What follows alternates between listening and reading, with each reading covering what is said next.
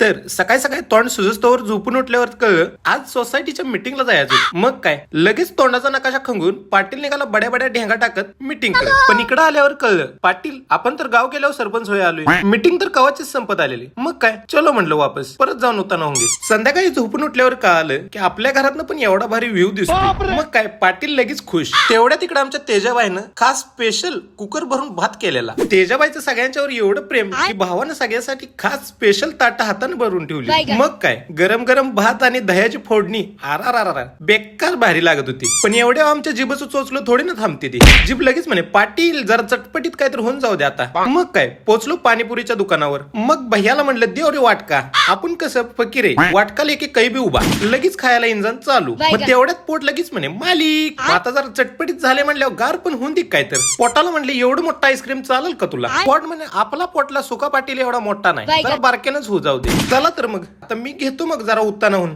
तुम्ही पण घ्या की जरा मग फॉलो करून. तोपर्यंत जय महाराष्ट्र.